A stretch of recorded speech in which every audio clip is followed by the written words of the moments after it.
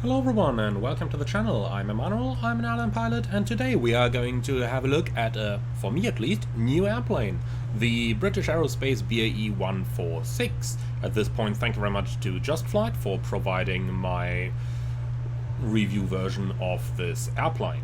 So, it has originally been released almost 2 years ago in April 2022, so we are looking at an airplane that's seen its updates and that has already gone through quite a bit of its working life. Therefore, we are expecting an airplane that already has rather refined systems and that's been fine-tuned quite a bit. However, it is worth saying that when I asked for my copy of the 146, Scott from Just Flight told me that they are working on a major update of the airplane coming in the future. So do keep that in mind when we are reviewing the version that we are seeing today.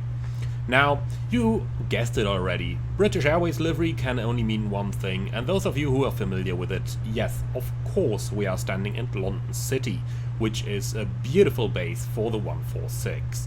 We are going to do a British Airways City Hopper flight over to Düsseldorf, quick 50-minute flight, and we'll see how long our APUs are going to get us over there.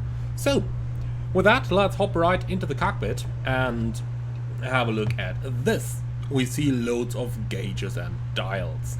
Just for those of you who are not familiar with the terms, BAE146 is the first version of that airplane, and not to be confused with the Avro RJ100 that came at a later point, which was a little bit more modern, more like the 737 Classics or MD-80s. So this is the first version of the plane, the BAE146. In my opinion, beautiful steam gauges over here, and if we just have a quick look into those gauges, get a little bit closer to it, then we can see how well Just Flight has actually made them. Beautiful 3D gauges over here, and even though it's 2 years old, it's looking absolutely fantastic. Alright, there are quite a couple of options included with it as well. We can access those through the electronic flight pack in here, so if you go onto the aircraft menu, then you got that little symbol up here, and we do have things like, for example, you can see right now I've got an analog vertical speed indicator that we can use. If you hit the TCAS VSI button, however, then you get a digital one which includes a TCAS gauge. Now personally I kind of prefer the analog one, so that's what I'm going to use. Also in there you can see that Just Flight did give us an FMS in here, which is basically the CJ4 FMS that we got from the standard Microsoft Sim, but with all the performance buttons disabled, so we only got the lateral part of that FMS. If you prefer to fly the airplane old school style, then you can remove that through the FMS navigation option. And now, gone it is, we are back to the original BAE146 steam gauge version. So that's just a couple of options that you do have available. There's many more things like showing the first officer in the cockpit. You will see him once we start the pre-flight procedures, or stuff like integrating auxiliary fuel tanks, or even the HF aerial antennas that were available at the back of the airplane. So loads of different options that are available over here, and loads of different options that we can explore with this airplane. But personally I kind of like it in this very way here, so remove those HF aerials, gonna put in the FMS pretty much like this. Alright, beautiful. So that's just a couple of the basic options available in the BAE146. Obviously it is a Just Flight EFB, and that means we do have SimBrief integration, so this is what it looks like over here. And we also have options like, for example, we can view our Navigraph charts in here, and we even have a little notepad where we can make notes up here. Quite useful for your descent preparation when you're getting to it. Also included are the checklists, even though the term checklist in here is not really quite correct, because this is more like the procedure of what you're supposed to do, rather than an actual checklist. Would be very nice if they included a real checklist as well, but this is what we got. Also, we do have a top of descent calculator over here, which can be rather useful in case you don't want to do the vertical navigation part in your head, which is what real BAE146 pilots had to do. But, well, personally, I'm not going to use that.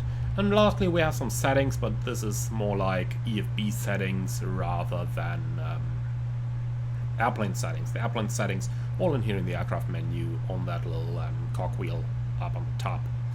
Alright, so that is the basics that we have in the airplane. We can include as well the interior cabin, or we can remove it. Personally, I didn't really see any difference in the frame rate when I did, so I'm just going to keep it as it is.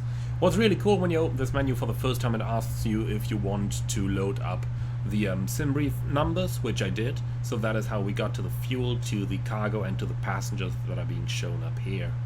Last but not least, we also have a failures menu up here which we can use, so that's quite cool. Lots of things in here that you can actually fail, as you can see.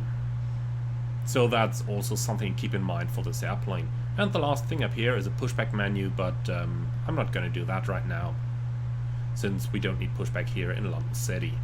Right then, let's hook up a ground power to our airplane. I'm just going to include slightly more fuel here, so that we are covered for whatever the APU is going to use. And that's it. With that, we are basically set up for a flight. So let's go right over into the OFP menu once again. And here we got the flight plan output, which is the flight plan that we are going to use today. So we are going to be shuttle 1 Delta Bravo from London City over to Düsseldorf. And we can see all our weights over here. And finally, if we go down a little bit, which for some reason it doesn't want to let me do. Interesting. That stuff did work, I promise. But as always, when you start showing something, it doesn't work anymore, is it? Let's hit that refresh button, see if that's gonna fix it. I don't know where these meta errors come from. They do appear for me in the Just Flight EFB all the time, but well. Okay, so it looks like I can actually not scroll around in the EFB up here, which is a little bit of a pity, but overall everything we need is located just on the summary screen up here, which is mostly the route and stuff like that. Alright, very cool. So that is our pre-flight preparation completed up here. We're going to have a look at the cabin once we're en route, but just a sneak peek already, here it is, the 3D cabin in our airplane. So now let's head straight into the aircraft. By the way, I really don't want to fly on this jump seat over here. I really don't. That looks really tight there. Alright, so this much about it. Then let's go ahead and perform a couple of our pre-flight checks before we start getting the airplane ready. First thing for me though is going to be to put the sunshade up here, because this seems, I really don't like the sun right in my face. Alright, cool, so that much about it. Then let's go ahead with our pre-flight checks. So number one, we gotta make sure the weather radar is off, and we'll put the tilt all the way up to +15. So the transponder is set to standby down here. Then we got the air brakes selected in, and the flaps are selected up. Alright, then let's go ahead and power up the electrical systems. So batteries and voltage looking good. Let's power it up.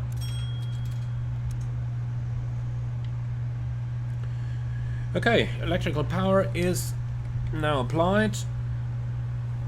Then let's go ahead and turn on the external power.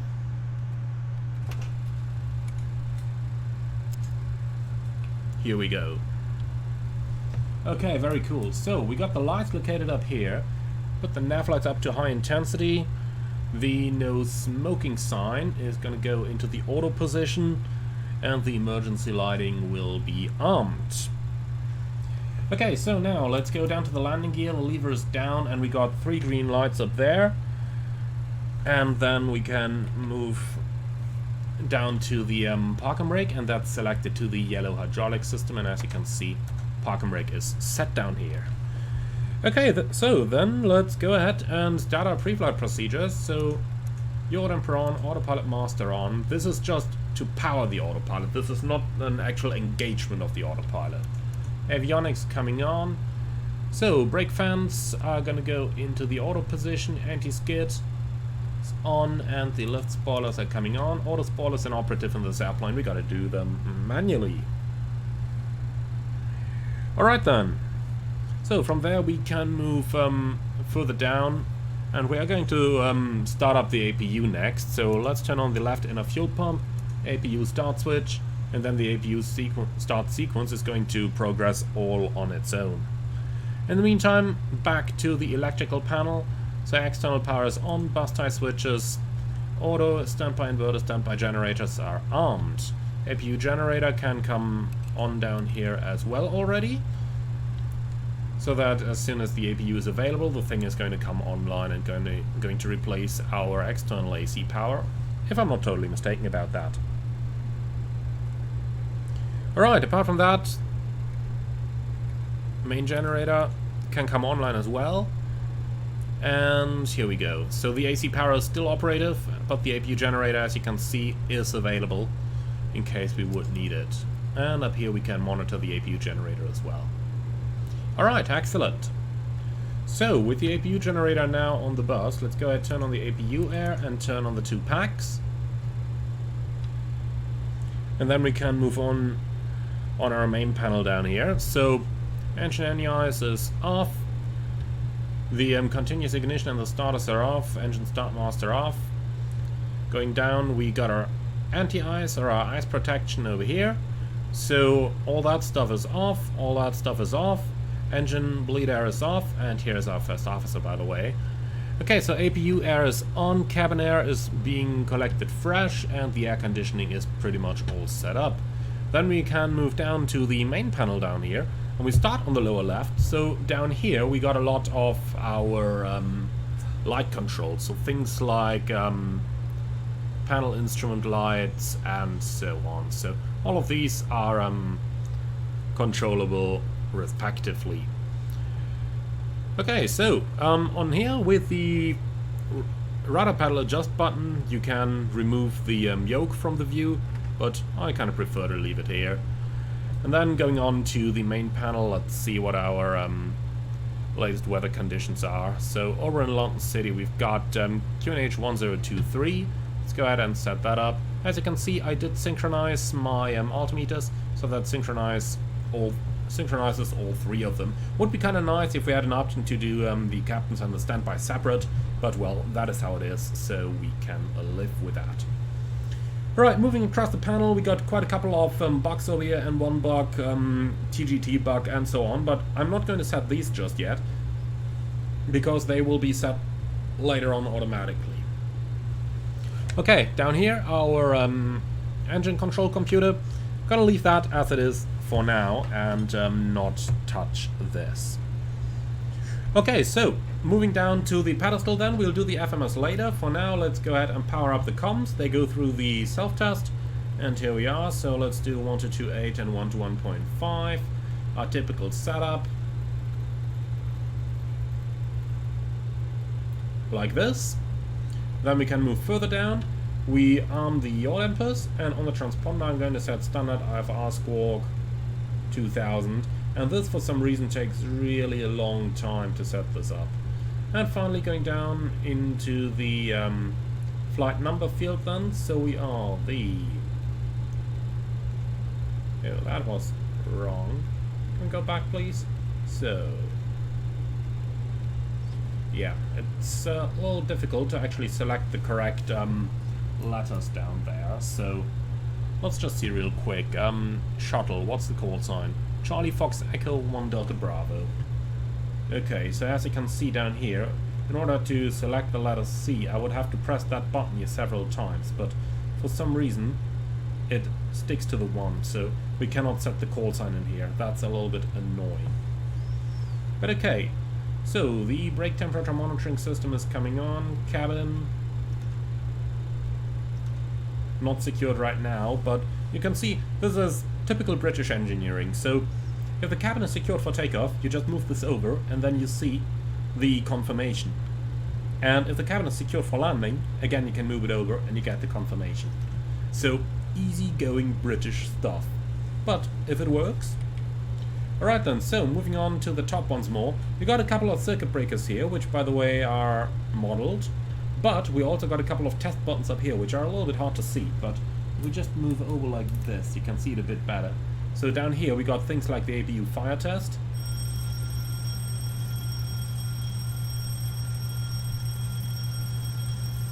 Okay, would you please go off now?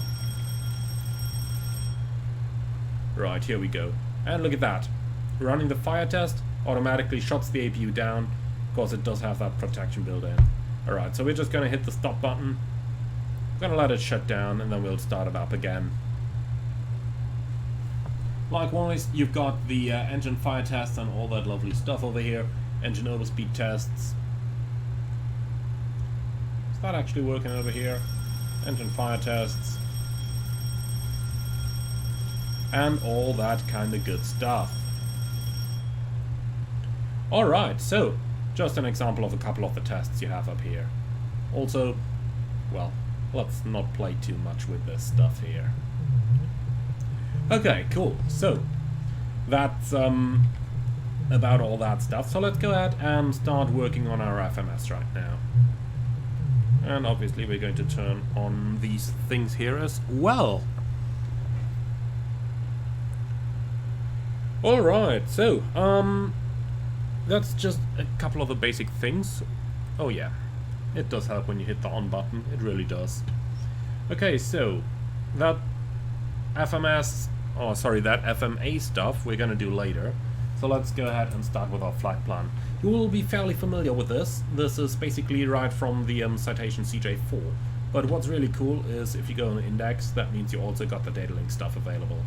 So we can do things like the weather uplink, or on the next page, in the route menu, we can even go ahead and recall our Simbrief flight plan. So this is pretty much the easy thing for us to do here. So I'm just going to load it up automatically, then we don't have to program it ourselves.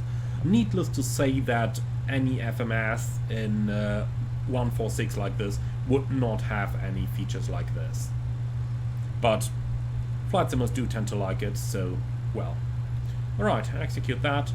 And then our actual call sign should be Charlie Fox Echo 1 Delta Bravo. Alright, so we go Charlie Fox Echo 1 Delta Bravo, put that into the flight number down here, and here we go. Right, runway 27 departure. So this is what we got. And for Düsseldorf, we are going to take an arrival for an ILS approach runway 23 right.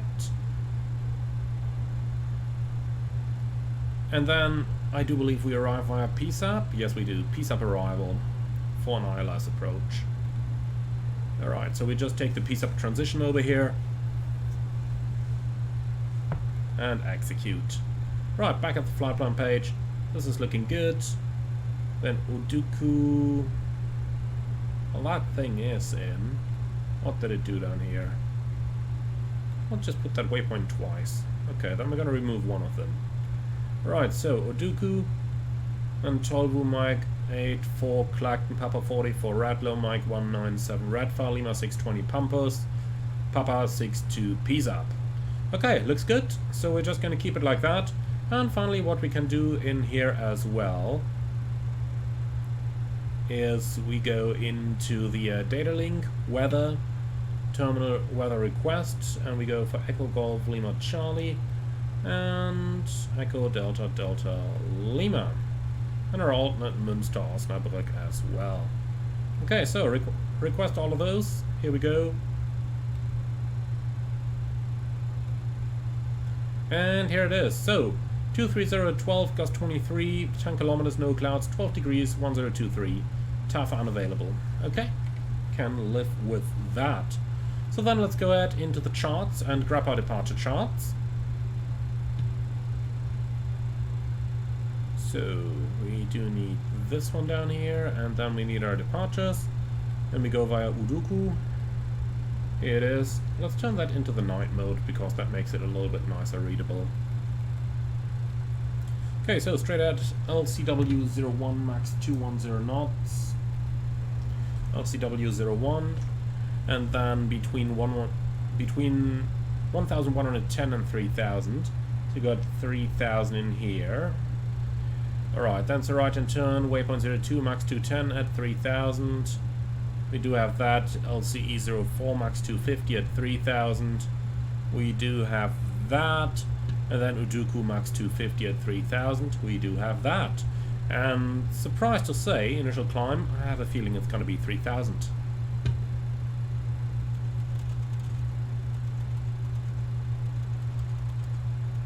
And here we go. So 3,000. Alt-Arm, as soon as we put the flight directors on, we should have that available as well.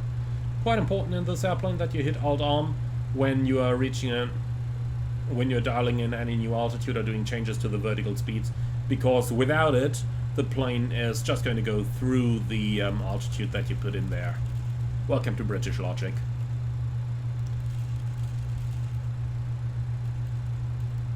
Alright, so runway track 272 is in. This is a complete complete on-off departure, so we don't need any backup over there. And that's it. London City NDB 322, we can probably just tune that, just so that we have, you know, something. So 3, 2, 2. And then, obviously, in order to use it, you gotta switch it on. Okay. Excellent, so we're going to use ADF number 1 over here. We do receive something, no failure flag, and that's it. Alright, excellent. So with that, we are pretty much set up for our flight. Now, what we can do next, or rather what we need to do next, is to go down here to the thrust management computer. Gonna power that thing up. We are going to set a target temperature of 840 degrees, and up here we set the reference temperature, which in our case is going to be plus 12. Alright, takeoff mode selected, and now it calculates the takeoff N1 for us. Now the final thing we're going to do today, down here you can see the speed placard, and this one is automatically adjusted to your airplane speed. So we got the 39-ton placard up here, and if we go down into the aircraft menu, yeah, no, we had that imported earlier, thank you. Then you can see our gross weight, 38,286, so we are on the 39-ton placard. Alright, we're going to do a flaps 18 takeoff, so when we click on this, you will be able to see all the speed box up here, and also the thrust box up here, move in the correct position. Have a look at that. Here we go. Alright, awesome. So with that, we are pretty much set up over here. Let's go ahead and start that APU one more time. And the final thing for us to do, let's see what's going to be our cruising altitude today. 31,000, flight level 310. So we gotta select that manually up here on this gauge. 8,000 is the highest cabin altitude you can select in the plane, so that is what we're going to go for. And finally, we are going to adjust it for the QNH, so 1023, somewhere over here. Alright, awesome. And with that, the plane is now fully set up. Okay, excellent. So, on-off is selected up here. Over here you can change the nav source, and we are in on-off, which means it's going to use the FMS data. Otherwise, if you switch to nav, it's going to use the raw data from the VOR. You can see that down here as well, VOR ILS selected on the HSI. Switch it over to on-off, then this is what you get. Alright, awesome. So with that, I would say we're pretty much set up. APU is running, APU is supplying the air conditioning. Well, in that case, let's go ahead and take the external power offline. Here we go. By the way, I'm not sure if you noticed, but something that I did come across on this airplane is that on some of the switches, you only have sounds when you operate them for the second or third time, but not for the first time. Like here. We didn't use that override position before, so there was no switch sound associated to it. If you're now using it again, then it works. The same over here. See? And then if you use it again, it works one more time. A little bit strange, not sure why it's doing that, but so be it. Alright, APU generator is online, then we can go ahead and remove the ground power unit. We can retract the stairs.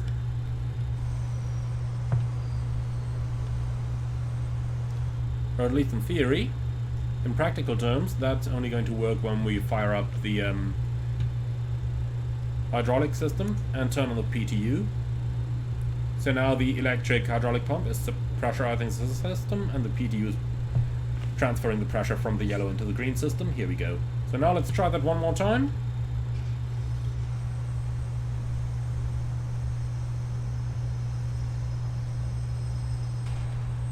And here we go. Alright, and the passenger door. Lovely. Right, last thing, the chocks can be removed, and the parking brake is set. Alright then, let's go ahead and close that cockpit door. And here we go. Okay, excellent. So with that, we're pretty much ready to go. Just one thing that I wanted to check here. While the chocks have been in place, we had the arm doors button in here active. But I do suppose for some reason that's no longer coming back. Okay. Well, so be it. We'd probably have to disarm them now. I guess they armed them automatically when we closed them, but let's try that.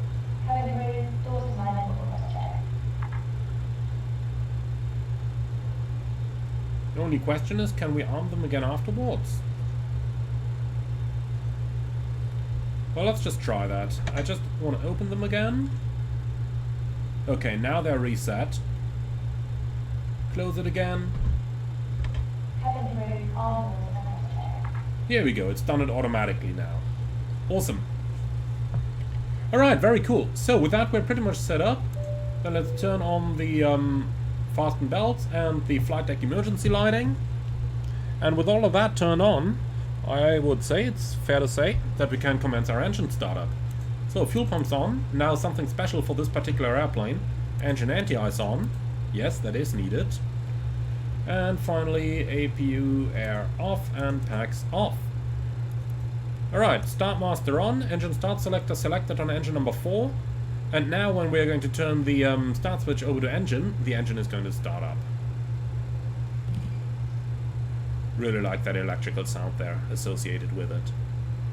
Okay, so N2 is increasing. N1 is increasing. Oil pressure slowly coming up. And 10% we have, so engine number 4 on.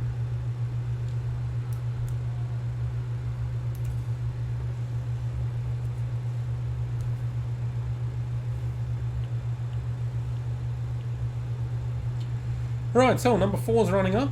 Then we just have 3 more engines to start, which unfortunately we cannot even do all at the same time. We just have to do it one by one. That's just how the 146 is. As you can see, it does take a little bit of time for all those 4 engines to run up. Okay, but that's a good start on engine number 4. Then let's go ahead with engine number 3.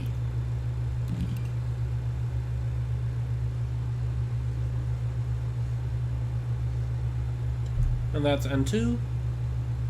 Can observe a slight rise in the oil pressure. N1, 10%, and at 10% we turn on the fuel. Something for all you guys who are so used to flying your favorite Airbus aircraft.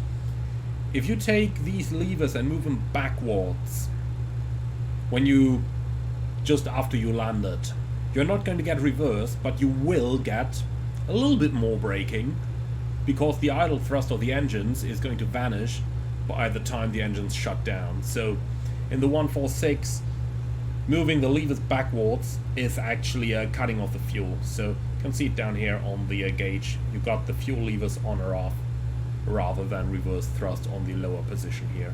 I wonder how many pilots actually did that during the type rating, that they just intuitively moved the thrust levers backwards into the fuel stop position when they were just trying to activate reverse thrust, which obviously the airplane does not have. Obviously, only in the type rating. By the time you get to fly the actual plane, that would not happen anymore. Right, so that's engine number 2 starting, and then we only have 1 more engine left until we are done with everything. But obviously that is still stuff that you do need to, that you do definitely need to do. Alright, so that looks like a good start on engine number 2. Then let's go ahead with engine number 1. And 2. Let's see that oil pressure gauge. Very, very slowly rising up. And 1. And finally that one engine where we don't need to move around our viewpoint. And here we go, fuel is on, fuel is coming, engine is lighting up, and here we go.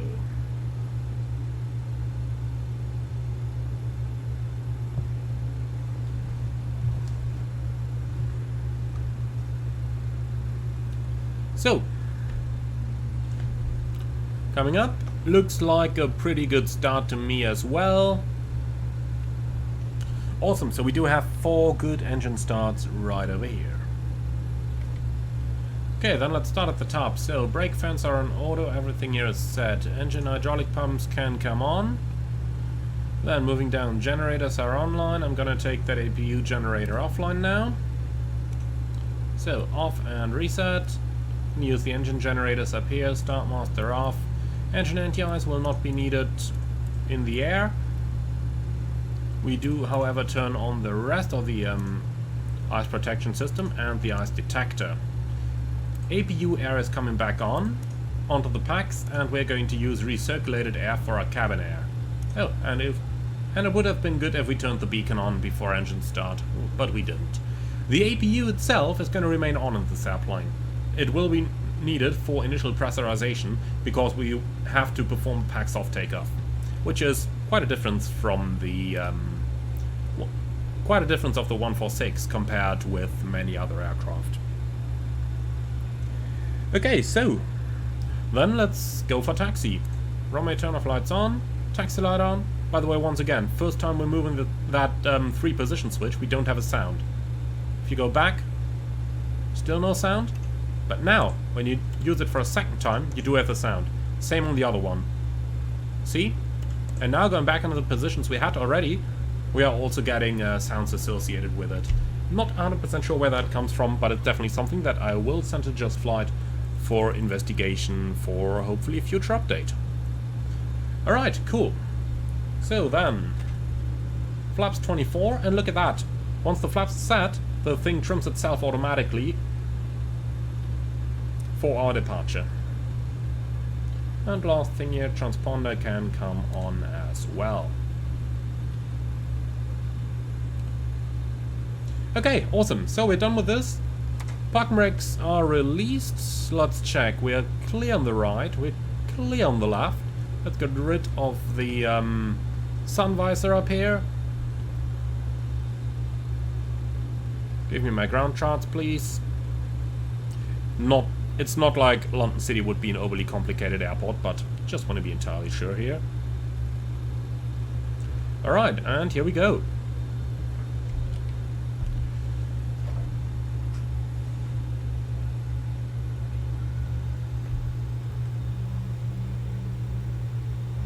Brake check. Works just fine. And now we can also activate the master warning system. We have an electrics caution up there, which is APU gen offline. That is okay.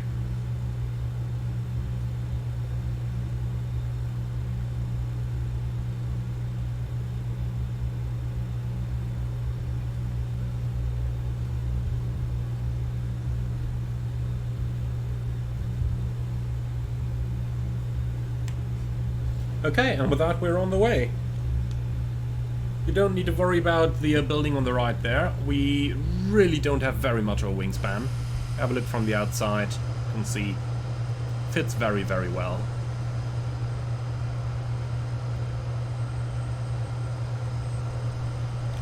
Okay then, back to the inside. And here we go. So it's quite incredible how big the apron in London City has become in the meantime. There's been quite a lot of constructions here over the recent period, so quite happy to see all that.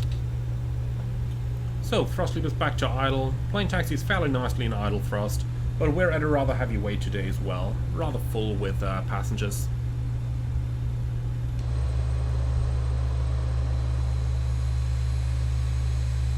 Alright, looking rather beautiful.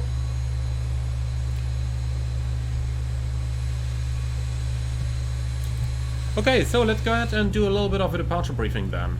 It's going to be a left seat takeoff on runway 27, flaps are 18, noise abatement procedure number 2, so acceleration at 1,000 feet above ground, which is 1,000 on the altimeter as well today.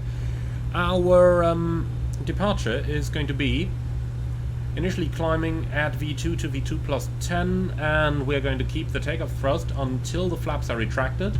Flap retraction itself is going to happen at 179 knots, and we've got an initial speed restriction of 210 knots maximum, which we have to obey. So we've got to keep that in mind when we start the acceleration later on. Apart from that, emergencies, we can simply proceed on the runway heading, but we got to make sure that we overclimb the City of London. So that is located right on our departure path. Alright, I would say that's about it. Do you have any questions or suggestions on the briefing? No, excellent. Alright, so this is, by the way, all the new part of London City Airport that they have built additionally. Previously, you'd have to backtrack over here, but that is no longer necessary. Okay then, line up runway 27. So strobe light is coming on, landing lights are coming on, and the transponder is coming on as well.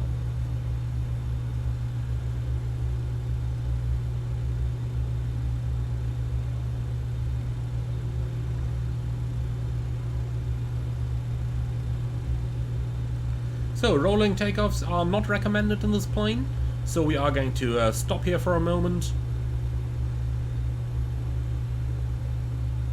And here we go. Cabin crew, prepare for departure. Right, so slight wind from the left side as the windsock tells us. Then I would say we all ready to go, are we? Take off. So stabilized at 50 roughly. Check. I'm going to talk a little bit more about that TMS in a few moments, once we're safely in the air.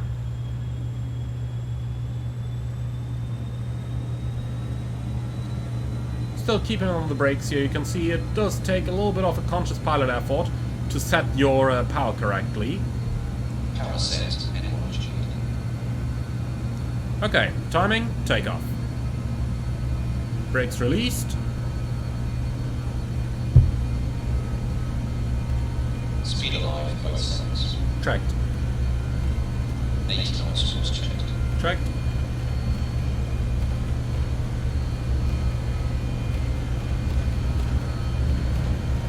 V1. Rotate. V2.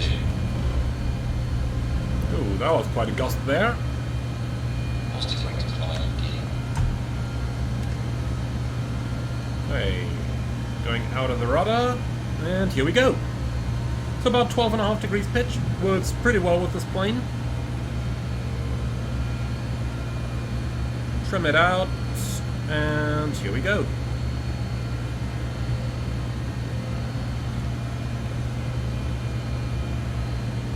Okay, on-off is on. Then we can start our acceleration.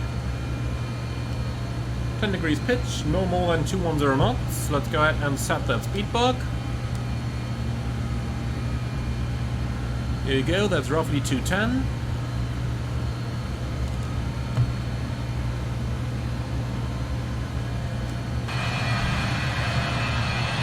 Look at that. 5 APUs. 4 under the wings. Okay, flaps up.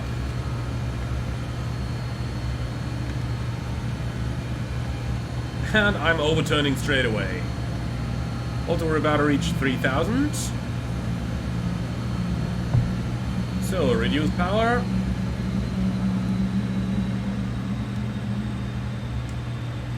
So, 210 knots, about to level off in 3,000. And start the right-hand turn. Just doing a little bit of manual flying right now to see how the airplane feels.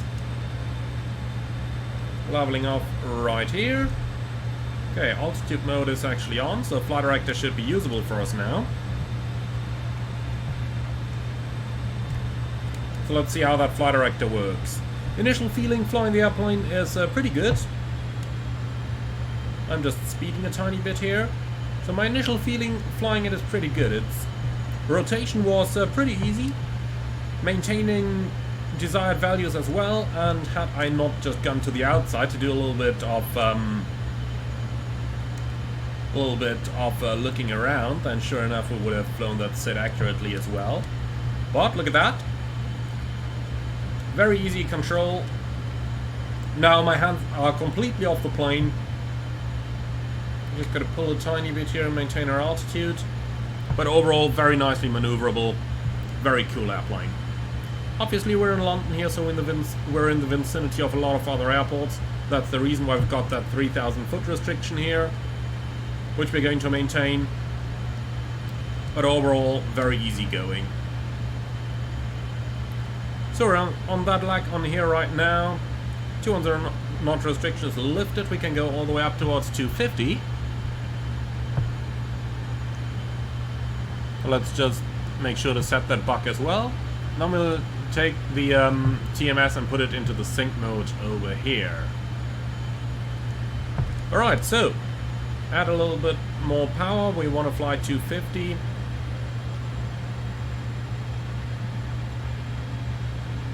Alright, that is looking pretty good. So, right hand stern.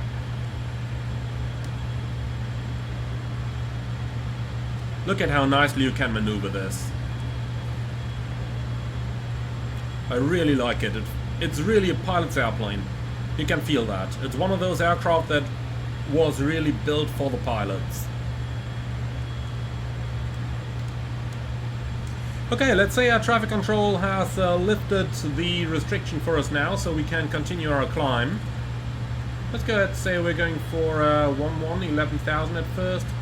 We're going to use speed hold mode, but remember we're still flying manually. And setting the thrust. We're looking at normal climb thrust here of 88% and 1.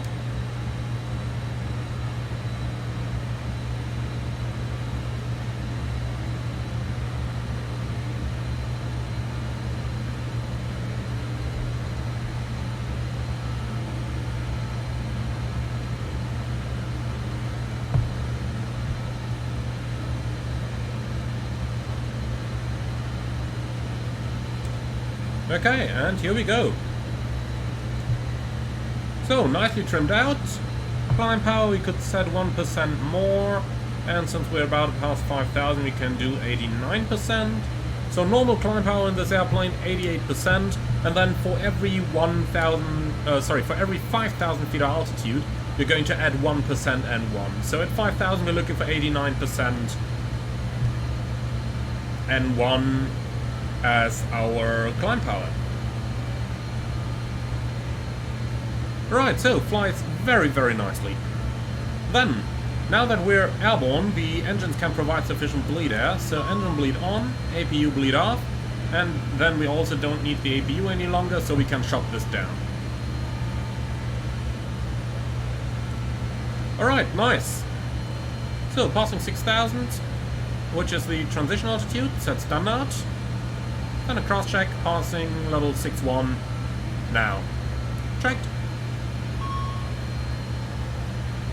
Okay, master caution APU. That was just because it's been shutting down, so all good.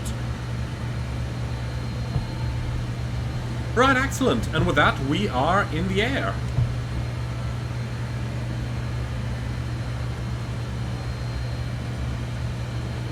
Okay, so still hand flying the airplane. As you can see, it flies really beautifully.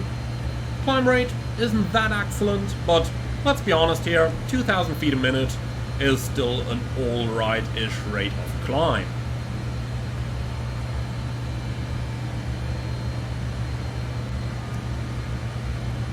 And I would say, now that we're up in the air, let's go ahead and turn on that autopilot. We're flying a little bit to the right off track, so it's probably going to start a left turn, as we can see from the flight director. I tell you what, let's quickly fly it exactly back onto the flight director before we're going to turn it on. Like so. AP.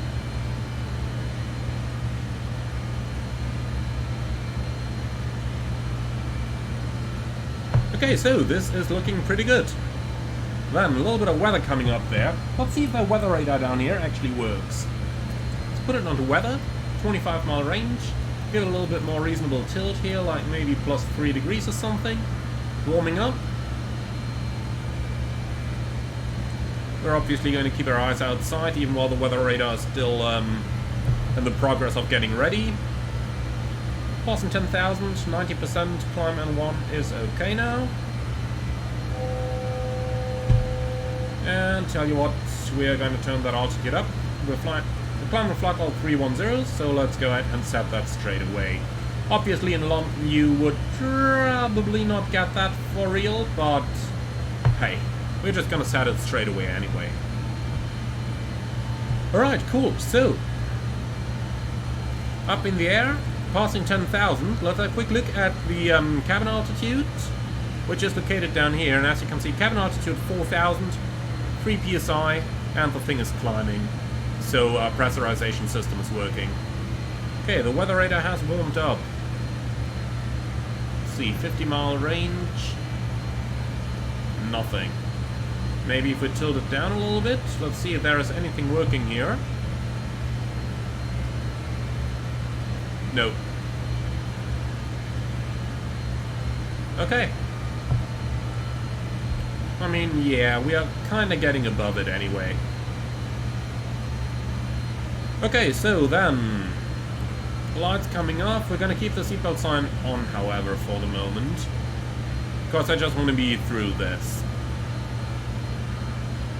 So our continuous climb schedule then is 250 knots until reaching Mach 0.64, and when reaching Mach 0.64, that's when we can continue at that, and above 300,000 feet, Mach 0.66 is our target. So that's the speeds that we're gonna fly with the 146.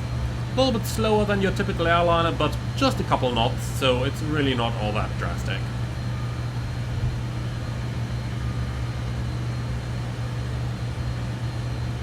So, making sure our engines stay at 90%, and once reaching 15,000 we can dial them up to 91. And this is looking quite good. This is actually looking quite awesome over here. Let's see that from the outside.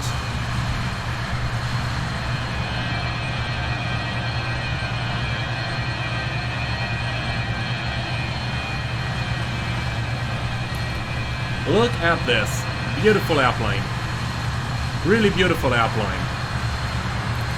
As a kid, I've been building a lot of those Revell models from all different kinds of aircraft, really. But the 146 was always my favorite one. It really has always been my favorite one. It's really unfortunate that all those models got lost when we moved to a different place. But I should really see if I could buy one of those again. They're really, really beautiful. In terms of the outside look, next to the CRJs, the RJs are probably one, or the 146s, probably among my favorite aircraft. Certainly nicer than a 737 or an A320 or something. So we are past 15,000, that's 91%. Engine anti-ice is on for a short moment as we're going through this.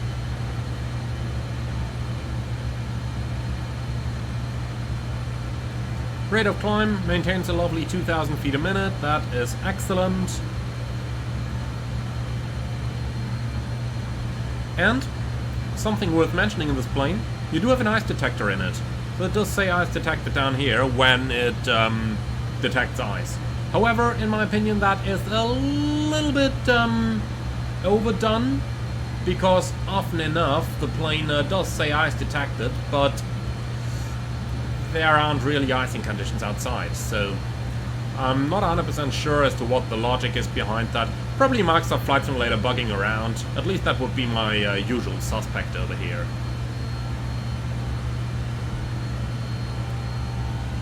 So, Mach 0.53, still accelerating. Ooh, look at that. Oh, it's probably a wind shift here.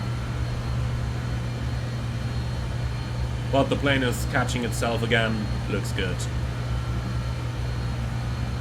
So I did say earlier on that we had to talk a little bit about the thrust management computer, or thrust management system. And there's a couple different modes in there.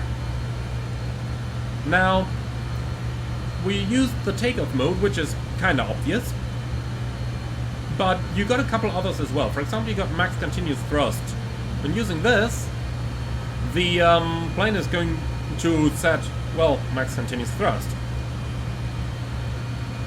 When using synchronized mode, so sync, that is like the normal mode that you should be using most of the time, then basically what it does is you tell it which one the master engine is. Let's say, for example, master engine number 1 down here. So now I'm setting my thrust for engine number 1 precisely, like here about at 20,000 feet, so we can do 92% of thrust. Now, here we go, 92% set. And now, what you will see happen in a moment is that all the other engines are adjusted to the same power that engine number 1 is running at. The way this works is internally the thrust management computer can slightly increase the amount of thrust on each of those engines. It can only increase it though, not decrease it.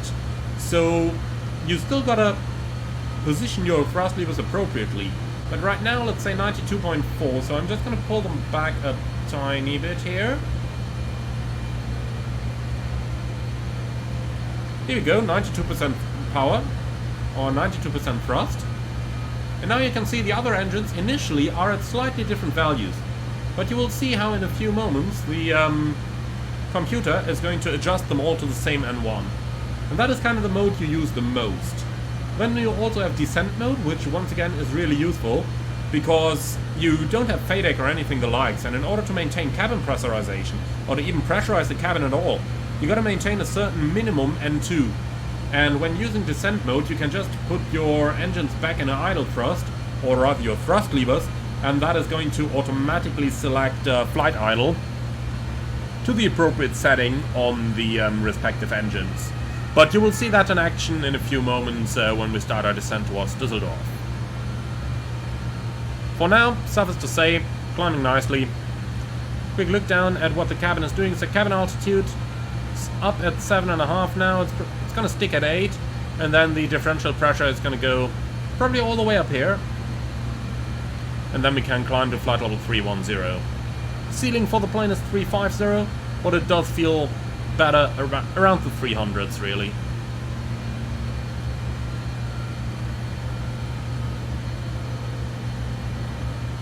Something I do like about the plane as well is that the course bar is set automatically. Remember all those general aviation aircraft where the course bar needs to be adjusted manually? Luckily that's not the case in here. Right, so let's take a little shortcut there to Thatcher. Here we go, execute. And see that? The plane is doing it all by itself. Even though I don't know why it's doing that slight left turn here now. Should have started with a right turn straight away. But well, it's looking kinda okay. Right, so about to reach 25,000 feet. The engines are at 93% then. And we can see how our rate of climb is slowly reducing here. Just 1,000 feet a minute right now, but looking at the clock, we are now in the air for 16 minutes up there. That's our elapsed timer. So 16 minutes, flight level 245. That is most certainly better than the A330 would climb, so I'm not gonna complain. Anything on the weather radar? No. 100-mile range maybe? No. Okay. I'm actually not sure if the weather radar is meant to work in here or not, but I do seem to remember that I used it yesterday when I did the very first flight with the plane to familiarize myself a little bit with the SOPs, and sure enough, it did show something, so I thought like, well, maybe it's just that 2D display or something, but, well, it is climbing nicely, so I'm not gonna complain.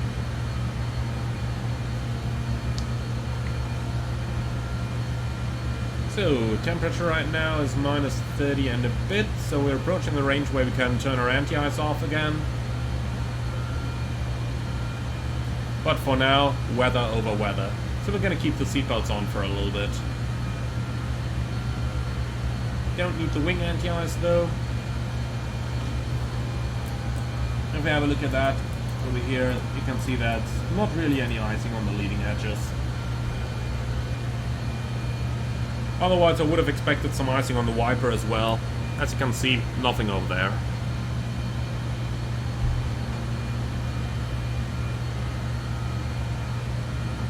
Okay, reaching Mach point 6, so just a tiny further acceleration until we can turn over to Mach hold.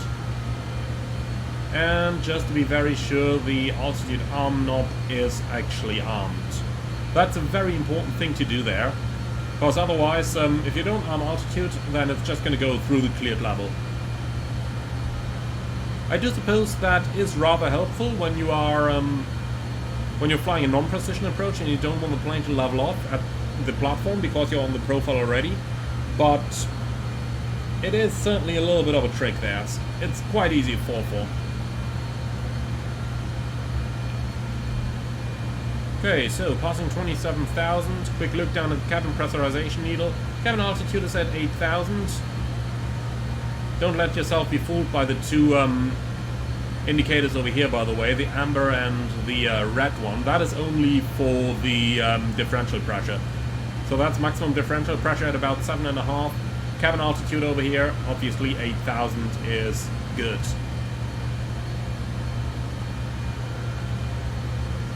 Still doing 1,000 feet a minute. Not the very best rate of climb here, and obviously while I say that, the rate of climb is dropping a little bit. So not the very best rate of climb, but on the other end side, still faster than an A330, which can easily take like half an hour or even 35 minutes to get up to cruising level of 350 or 370 or so. Obviously that is partially because we are using it with reduced engine thrust in the climb. So we are usually using climb gear rate 1 on the plane. But, well, for as long as it works.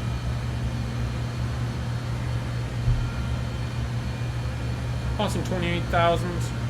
Temperature is now approaching minus 40. Can we see that a little bit more closely?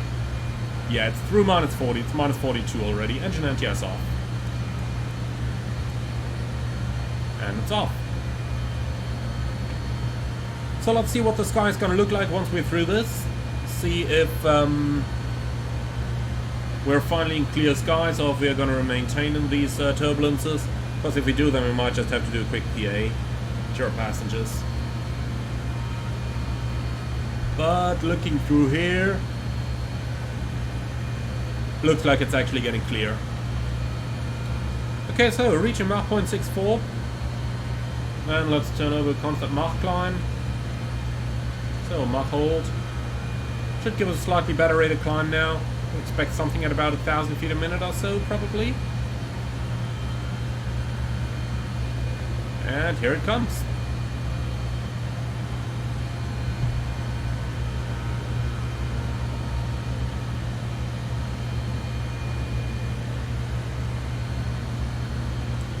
So there is two different limits available for our plane.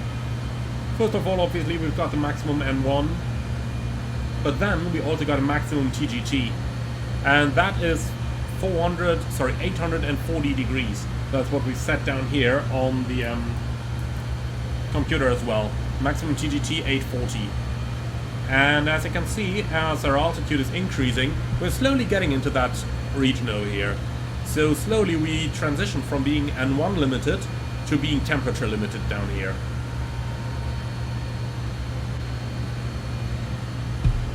But we're almost up already. Just about 1,000 to go. So let's see, let's give it 94% N1, which is probably going to be the maximum available. Well, indeed we are at maximum available already. That's the forward stop of the thrust levers.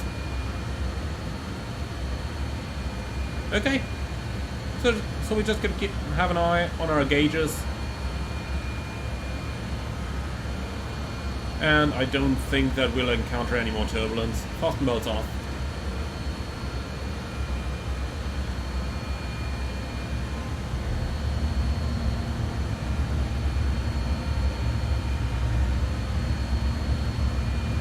Okay, so let's just head over here. because I wanted that sunshade. Oh no, that was the wrong button. The way to set these sunshades is by grabbing them at the top. If you grab them down here, then they're just going to be stowed again. So this is what I was looking for. And obviously on my side as well. Gonna grab this and bring it all the way to the front. Alright. So, 30,900. Come on, you just gotta do another 100 feet.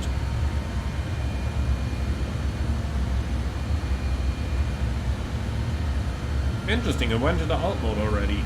Come on. Looking for 30,000, my friends.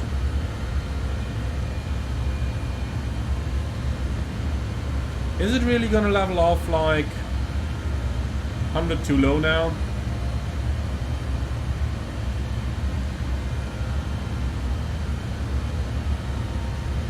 Vertical speed. Get me up a little bit, please. Let's see where it's gonna level off now.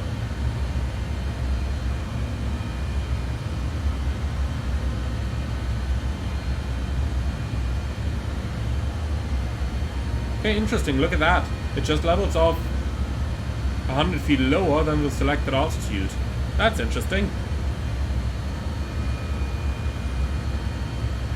Oh well, so be it. Alright, cruise Mach number is going to be 0.7. Let's dial that in over here. The reason I dial all this in with the speed bug is because it gets me the fast-slow indicator on the ADI to work. And that is what I'm going to use as my primary reference here. We took about 25 minutes to get upstairs. That's completely fine for me. And then we can keep all of this good stuff. So, cabin differential pressure is now 6.7, so we still have a little bit of margin left down here. So I don't see that as any problem for us. Still slightly accelerating, but you can see, or rather you can feel how the plane barely has any power left. Just look at how slowly it is speeding up here. Okay, looking good though. So, reached our target power. Then let's go ahead and reduce our thrust a little bit. Now it's going too high. Now it's going 31.1. Okay.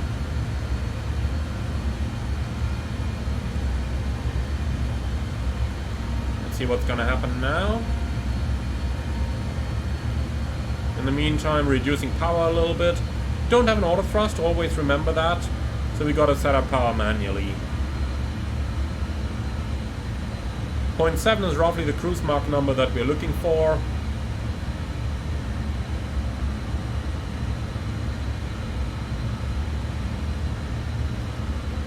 So let's see how much power we actually need in order to fly that.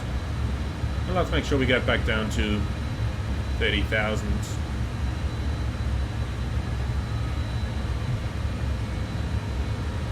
Or 31,000, I should say.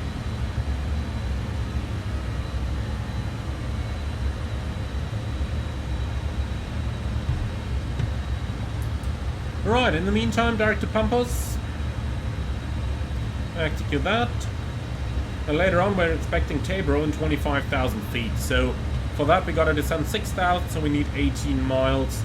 So roughly over at Unkar is where we need to start our descent. So we've got about 80 miles on the cruise right now, which is a good time as soon as we've stabilized on our speed in order to have a look at the back of the plane. I just really want to get it down to 30,000 though. It must be able to stabilize in altitude, right? Let's wait until it actually starts the descent, and when it's close to 31,000 I'm going to hit the Alt-Arm button again. I'll tell you what, let's just have it fly itself down to 31 and then we'll just hit altitude hold. This is looking good. Alt.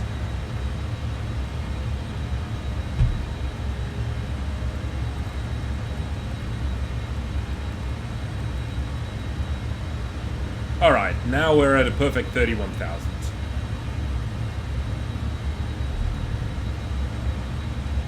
Okay, so stabilized where we are. Let's go ahead and have a very quick look at the plane from the outside and from the inside. We're going to start with the inside though.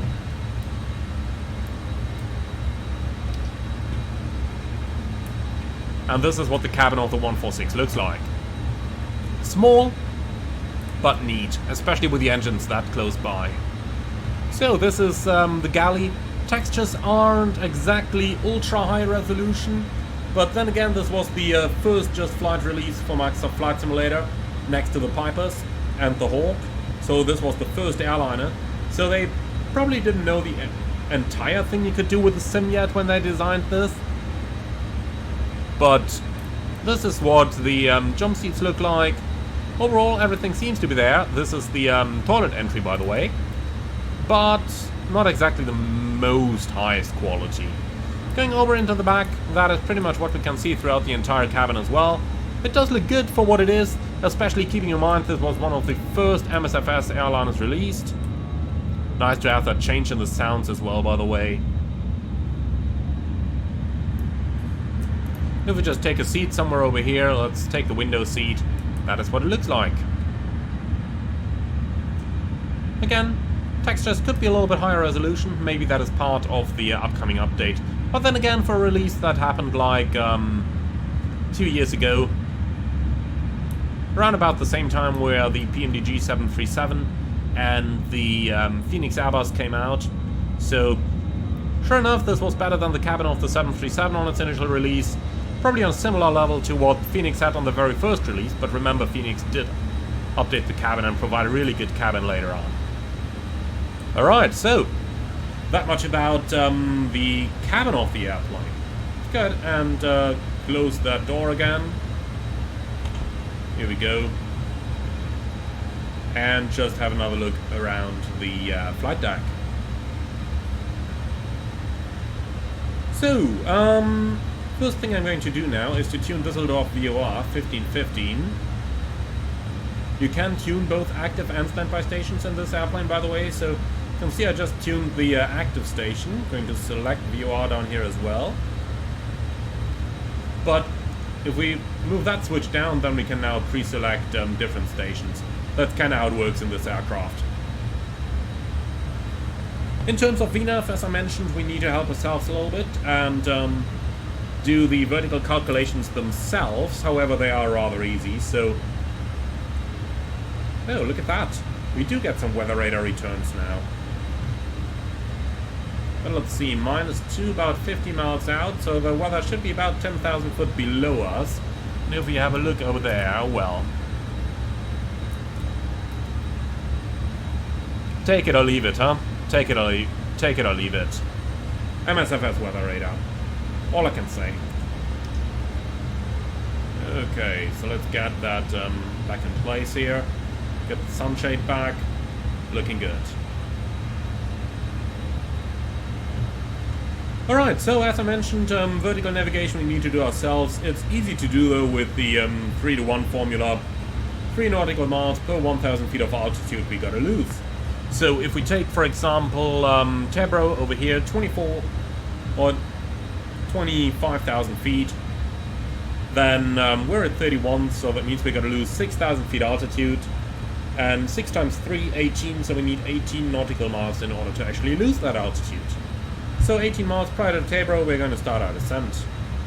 Talking about it, let's fly direct to Tebro though. That's something that you would get really often from air traffic control. We can fix the discontinuity after pre-up as well, because that Agata over here is part of the standard arrival.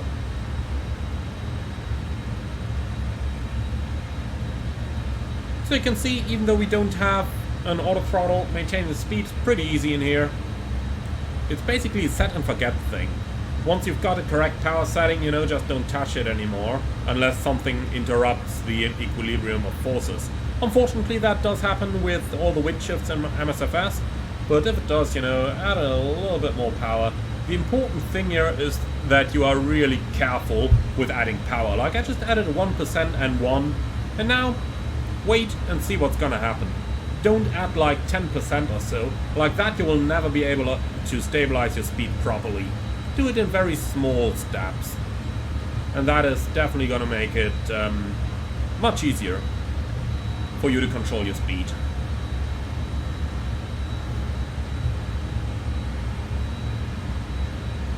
Apart from that, we did need to take off with the APU to pressurize the cabin. So APU air was on for the takeoff, and then after takeoff we put the engine bleeds on and the APU bleed off in order to pressurize the plane.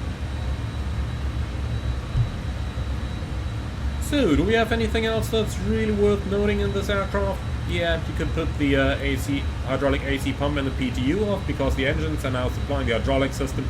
However, depending on the procedure that where you look into, obviously you may or may not have to do that. So there's really differences there depending on which sources you consult for your flight operations. In terms of sources to consult, by the way, do have Navigraph charts in here, as you saw. By the way, at that point, thank you again to Navigraph for providing my copies of the charts. Now, talking about the power, as you can see, we are slowly increasing in our airspeed. Rather hard to see on the actual speed indicator down there, but you can see it really nicely on the expanded gauge up here. And therefore, let's use a little bit less power. So maybe something 83 or so. Let's keep it at that, see what's going to happen. But like that, you can see it's rather easy to control your airspeed for as long as you actually have an eye on it.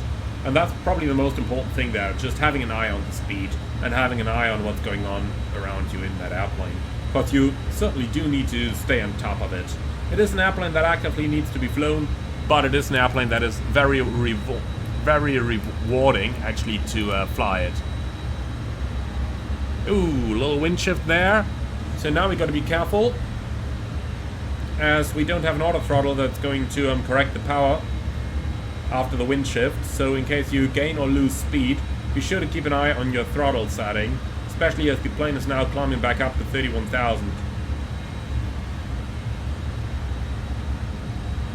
So it's certainly a good idea to just stay in the vicinity of that plane and don't just go cooking and expect to come back and still have everything running 100%.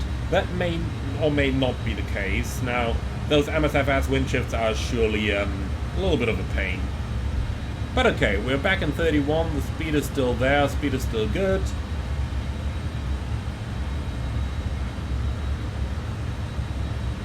So we're alright. Well then, let's go ahead and start preparing for our approach. Something I do really like in the logic of the SimBrief integration here is how you can easily access all your charts under the Save tab. And of course you got your arrival and your departure charts right over here. So, Düsseldorf, search, thank you. Let's see, Pisa 23 on-off transition, we'll need that. For the approach it's going to be an ILS runway 23 right, we'll use that as well. And then finally we do need our airport charts. So airport up here, parking stands, wait a moment, we gotta have that in the opposite way. Here we go. Now we'll go up to saved. Here we go with all the charts in the sequence that we selected them. Personally, I do find the charts to be rather bright here in daylight mode, especially seeing that they're quite a bit brighter than the rest of the cockpit. For that reason, I do like to use night mode on the charts up here, but both is going to work. Okay, so frequency 109.9. And let me put that active. And then on the standbys, I'm going to tune Mönchengladbach here for the missed approach, 109.8.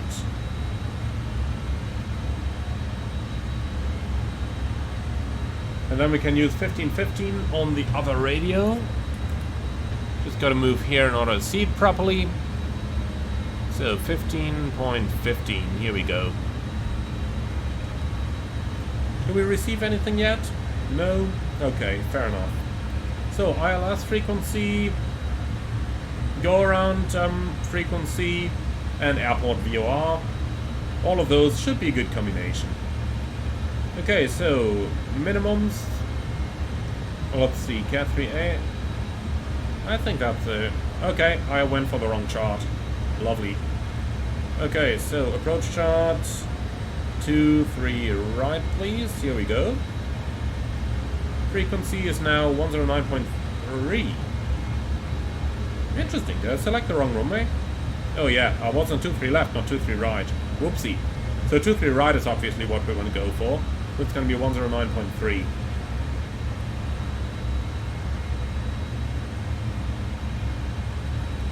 Here we go, and for the missed approach, 1098 remains unchanged, and then we need bot drop 406.5 as well. So 406.5, and I'm going to tune that on both sides.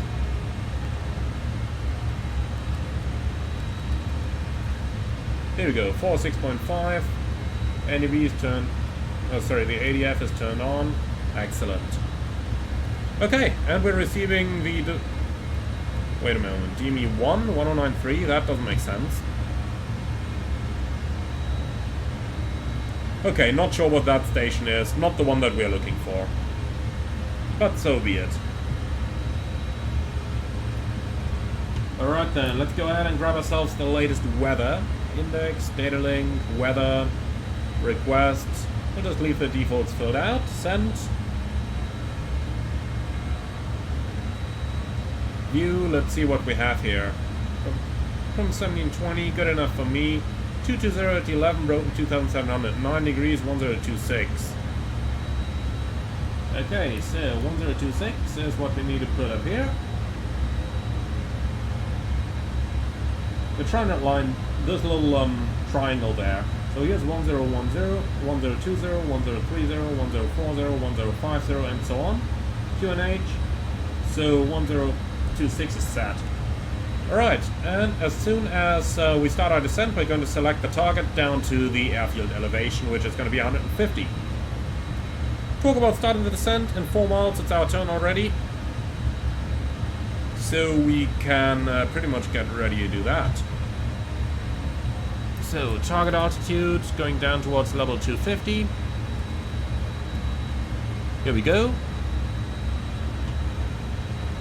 Then descent mode is selected on the TMS. You can see this now tells us 60, so it's not going to go below 60% N2. Alright, so at 18 miles we need to go down. I'll tell you what, let's start going down now. Speed armed, altitude armed. Let me just pull the power off a little bit in order to start a smooth and steady descent. And I'll tell you what, we're going to use Mach instead of speed hold. So, 1,000 feet a minute. Looking for roughly 2,000. Here we go. 2.5 is fine as well. Gonna keep it at that. Right, my target speed for the descent is gonna be 290 knots. And here we go. So as soon as the speed symbol here is in the middle, that's where we're going to transition into speed hold. Roughly 2,500 feet a minute is good. Gonna lose another 5,000, 14 miles to run, perfect. Alright, and since we started our descent, let's go ahead and set our cabin altitude target down to 100. Here it is. Awesome. So, last thing that we didn't do in the initial preparation here is set the courses, 232.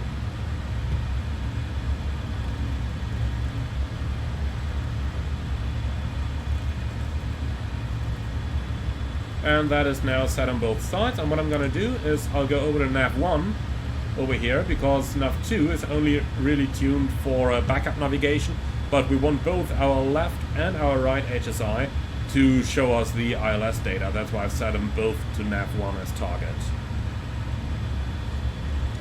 So reaching 290 knots, speed hold.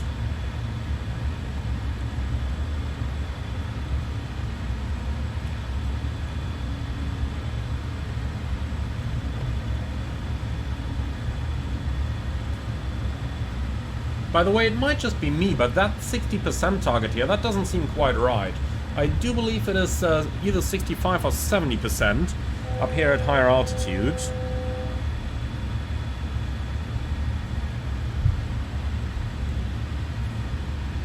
So let's just see about this. Should have a checklist somewhere. Yeah, it should be 70% N2 until flight level 250. Thereafter 65 and then 60%. But well, that's fine the way it is, I suppose. Okay, then let's continue our descent. Flight level 180 is going to be next.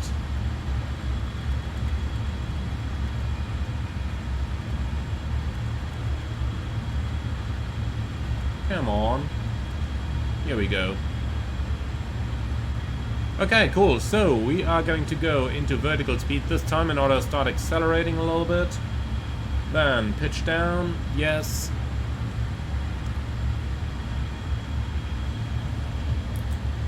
And let's just help ourselves a little bit with that turning left and right and left and right.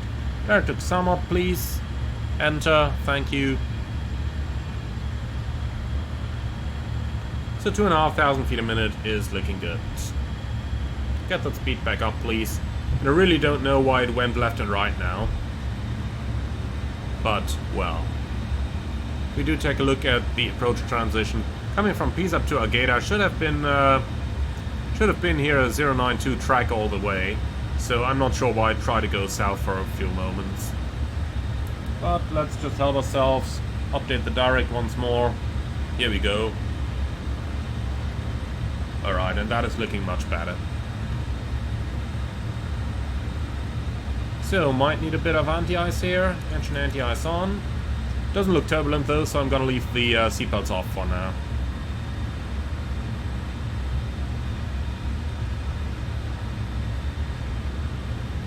Okay, so let's descend a little bit quicker there. Speed hold. And then let's bring it all the way down to the minimum N2. And as you can see, it increased as we turned the anti-ice on, so 67% is minimum. If I'm now taking my thrust levers and moving them all the way to the aft stop, like this, you can see how at first the engines run down, but now you can see the computer bringing the, or the TMS computer bring it up to the minimum N1 or minimum N2 that's defined in here. So that's a pretty nice way to do this stuff. And this is how to get the maximum descent rate that we can. Okay, so let's go ahead and set our speed box for the landing, and you can easily do this by just clicking on the VREF down here. So we're going to do a flap 33 landing. I'm going to click on that, and you can see that immediately sets our speed box appropriately.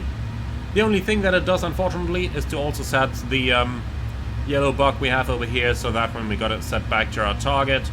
So here we go, back to 290 knots.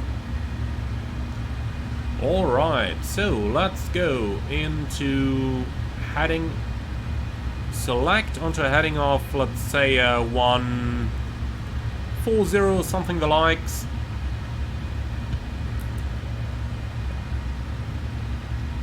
Delta Lima 455 in here. And then direct Delta Lima 455.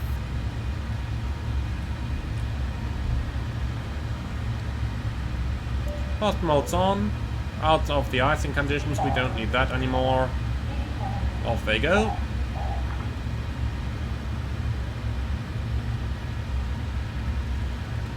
Okay, so all the way down. 4,000 feet. Hold armed. Set QNH 1026.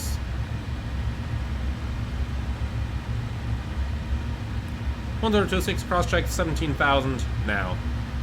Checked.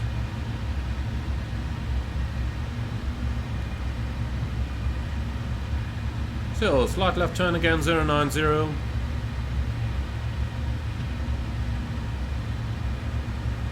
So we are a little bit high at the moment, but let's see what we can actually do about that. So, the speed brake in this airplane is super effective. Let's have a look at what that looks like.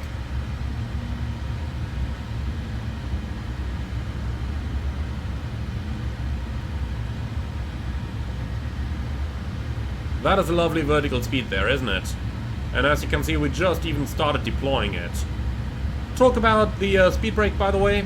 Let's have a look at that from the outside, because the speed brake is not on top of the wing like in most aircraft, but actually at the back of the plane here, like this. Look at that, and what it can do.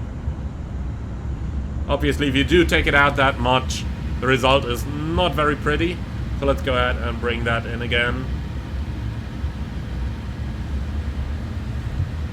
So slowly retracting that speed brake to a little bit lesser position here. Something like that, maybe. Alright, and then let's go vertical speed, and please bring my nose up again.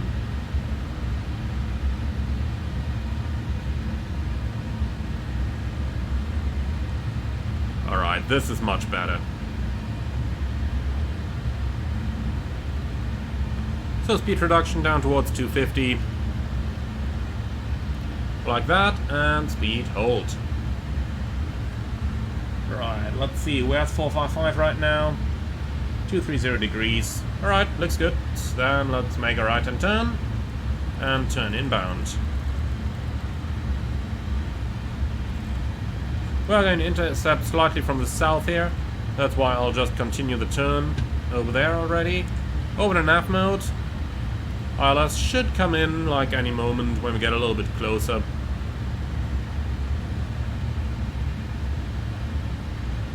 Passing 10,000, landing lights on, turn off lights on, fast melts are on. Then we can also go ahead and start up the APU. And that's an APU caution, that's meant to be there. Alright, and get rid of that speed brake.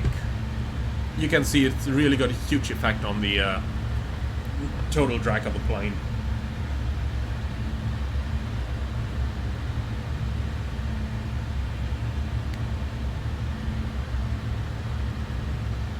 By itself, as you can see, maintaining that minimum N2 that we have here for cabin pressurization. Okay, master caution ELEC, that is expected. Let's put that APU gen switch on, then it's gone. Thank you.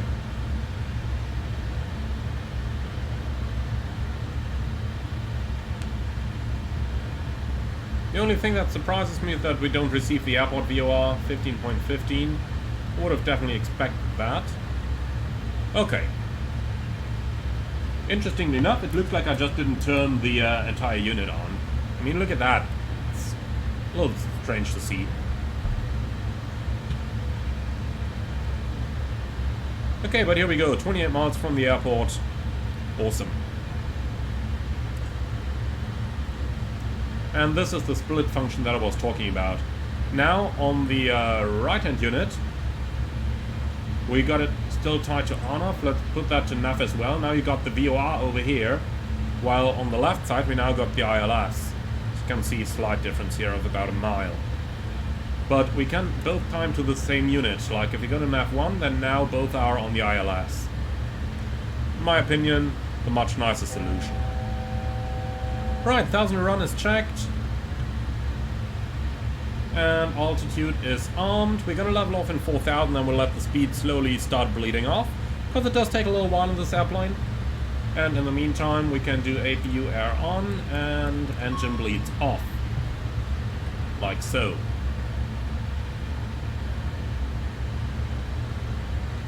Alright, what's the outside air temperature here? Plus a little bit.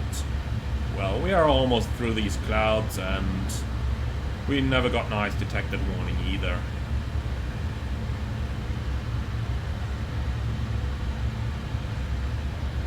Okay. So, glide slope signal is being received now as well. Let's turn on to the ILS chart then. Here we go.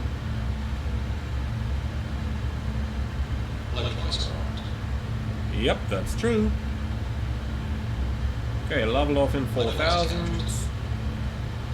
Speed 220 does look good to me right now. Let's add a little bit of power again.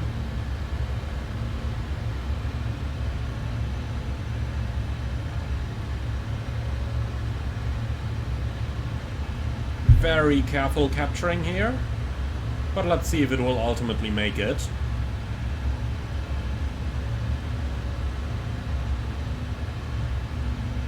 I'm pretty positive it will, but let's just be better safe than sorry.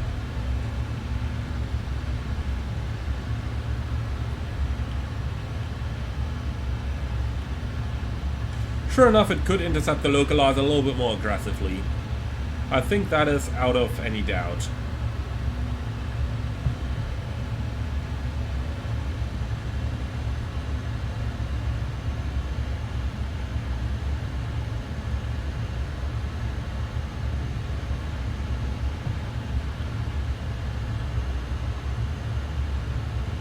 Again, in terms of maintaining your airspeed, just be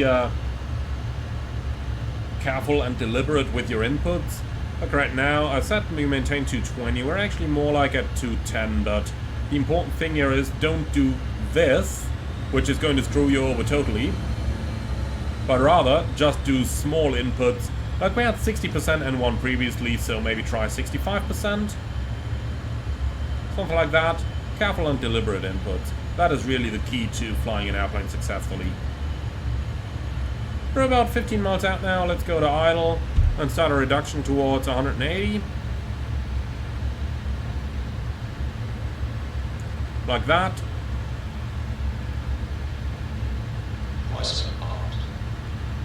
That is true. So look at that. It's taking a really long time to intercept that localizer. Traffic control would not be particularly happy if you did that. So the glide slope is coming alive. Speed is slowly coming back.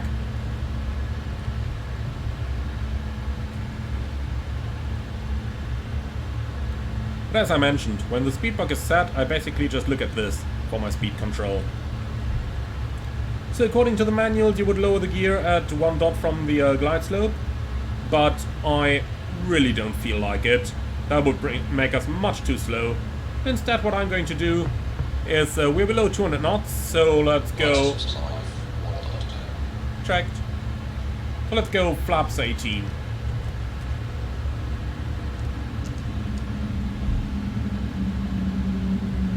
Gonna maintain.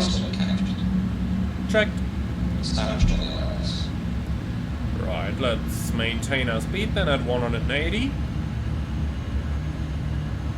Not sure why it does that little climb there, but now we've caught the localizer as well, and it should start descending on the glide slope now. For sure, glide slope is the active mode at least. And here we start going down.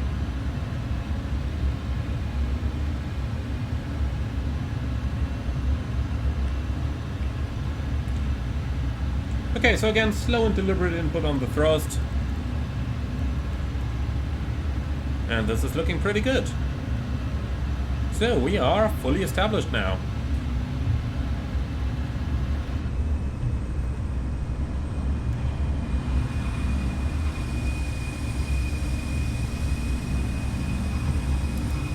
Looking beautiful. Really beautiful. A little bit dark maybe for my taste. Like I noticed during the entire stream already, the airplane was showing rather dark-ish. But, well, not 100% sure where that comes from. Alright, we're below the clouds. Let's get rid of the sun visors. Most airlines will not allow you to have them out for the landing.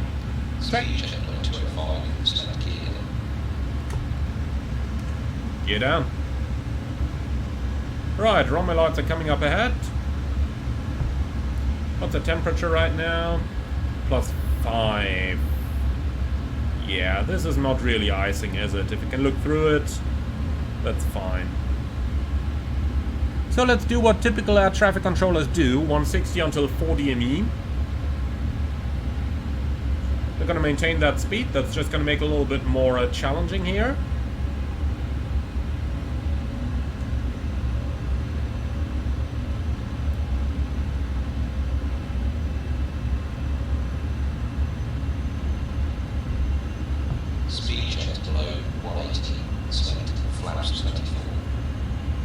Yeah, 2.5 miles before the point where we start speed reduction. Flaps 24.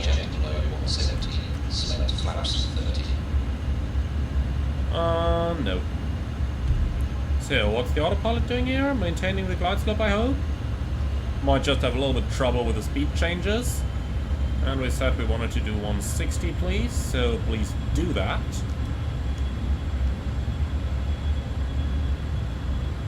Little gotcha here on the landing. At about 10 foot you're supposed to apply the speed brake completely in order to build up some drag to start decelerating the airplane.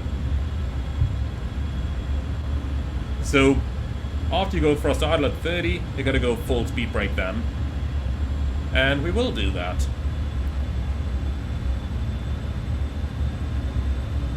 So the autopilot had a little bit of trouble maintaining the glide slope there, but looks like it's more or less stabilized itself now.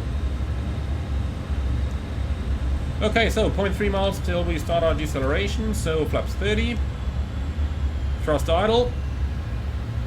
And then let's see, 118 is our VREF. Click on that, sets my speed back automatically. Speed coming down nicely.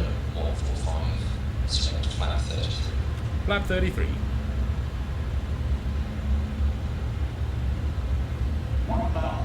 Checked. Not the actual 1000 though, there's a couple of hills here. 1150, that is our actual 1000 above field elevation. So basically now, and we are fully stabilized.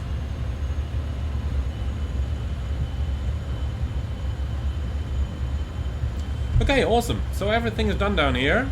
Autopilot disconnected. Yep, and glide slope can go, flight directors can go off as well.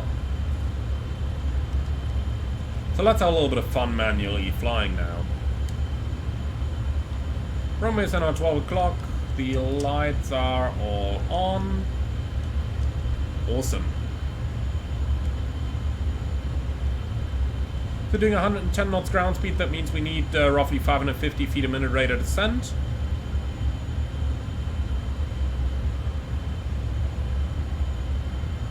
All of that while maintaining the speed, so easy going. 500. Checked. And fully stabilized.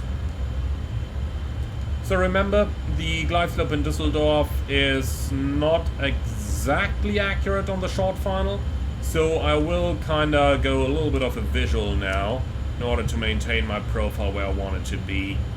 And in case the glide slope warning does come up, we are just going to click it away.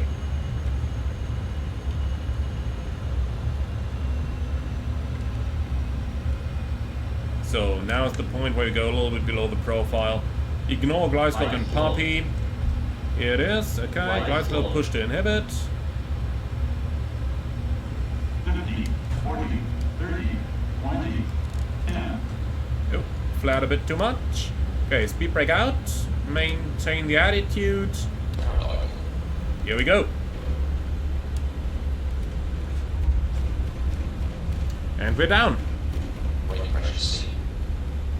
Okay, just a little bit of brakes there. We do want to vacate on the next exit to the left. 80 knots. Checked. A little bit more brakes now that we're approaching the exit. 60 knots.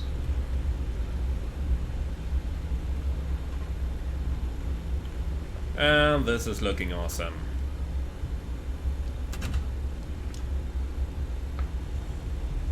So, exactly 1 hour flight time. Not bad. 1 hour London to Düsseldorf. Well, with a 737 or an A320 it would have been something like 55 minutes or so, so we just took a tiny bit longer than it would have been with a comparable airplane. So, overall, I'm pretty happy with the performance of the 146 over here.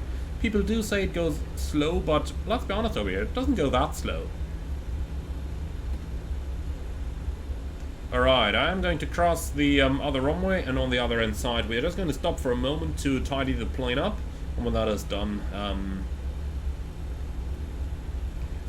then we are going to taxi to the parking spot. So, clear on the left side, clear cross runway 23 left, clear on the right side as well. It does get a little dark here, so let's have a quick look at some of the lights. Obviously that was rather strong already, but here we go. That's what it looks like. And you do turn them on at a reasonable level. FO got their own lights, of course. Here they are. I'm going to show you a couple more of those lighting options once we actually arrive fully at the gate. So runway is vacated. Gonna make that right-hand turn on a mic over here.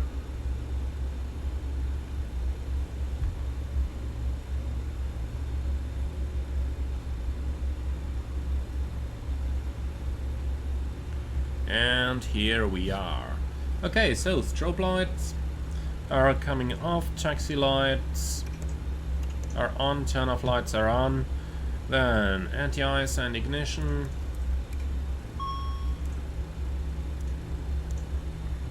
are set. Alright, TMS is going off, weather radar is going off, air brakes and spoilers are in, flaps up, and the transponder is going to alt off. Alright, that's the after landing procedure complete. Next to the left is our taxiway.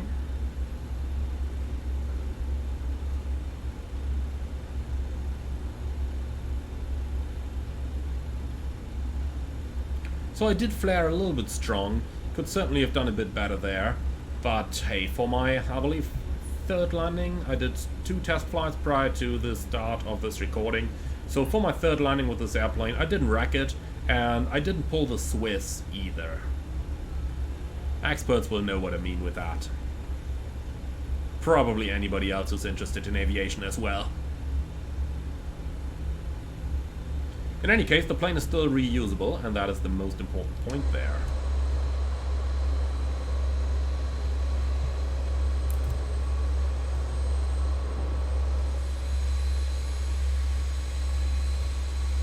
Looking pretty nice, isn't it? It's just a beautiful aircraft, the 146. Really beautiful aircraft. Right then. Couple more gates to run, and then we're going to park facing to the right, because that is where the cockpit will look a little bit darker. Then I can show you the cockpit lights a little bit better.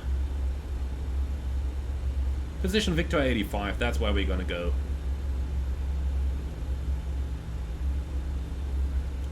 So that's 82.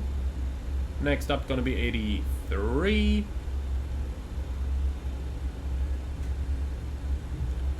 APU is up and running. Well, of course it is. 84. One more gate, and then here we go. Victor 85. Here it comes. Taxi and turn off lights off. Something that I really like about taxiing the 146 is that you don't have a reliable ground speed indication. Because the one on here, based on the ILS, that is not going to show correctly. And that means you just gotta completely look outside and rely on all the visual cues that you have outside the airplane. Something that we don't really get to do anymore these days. Okay, so brakes are set, putting on a couple of the lights over here as well. And then we can go ahead with our shutdown procedure. So taxi lights are off, hydraulic pumps are off, even though we will keep the AC pump in the PTU. Engine driven generators are gonna go off reset. Fuel pump off except the left inner for the APU. Okay, heaters are all off already. Ice detectors are off. Okay, right, shutdown. 4, 3, oh no, hit the wrong one there. Okay. 3, 2 is down already, and 1. Come on. Here we go. Okay, so they're shutting it down. And then fasten belts off, beacon off, and that's the parking shutdown checklist completed. Alright, so let's go ahead and start the deboarding here. So forward passenger door can go open, aft door can go open as well. Chocks in place, extend the stairs, open the cargo doors please, and we do need a ground power unit as well. Okay, awesome, so all that good stuff is done. External power unit can come on, and with that, APU, thank you, we've had it, shut down, and the packs can go off as well. Alright, so here we are. We made it all the way to Düsseldorf, and looking outside, it's a pretty beautifully looking aircraft. Well, I do believe I've said that a couple times already. So I promised you to show you the different lighting options in the aircraft for a little bit, so let's go right back inside, and we're going to have a look at what we have. So, starting with the big picture, obviously we do have the panel instruments lights down here, this is like what they look like when you put them up all the way. I don't like the way these illuminate in the background though, if you put them all the way up to. If you put them somewhere like here, I believe they do look pretty good. Then obviously you have panel floodlight. Let's have a look at what that looks like. Here you go, that's from the left side again. Looks best in my opinion if it's somewhere around the middle position here. And you do have the same on the FO side as well. So down here, panel floodlight, and obviously the panel instruments lights. Now, next to that, over here you do have the flight kit light, which is basically down here.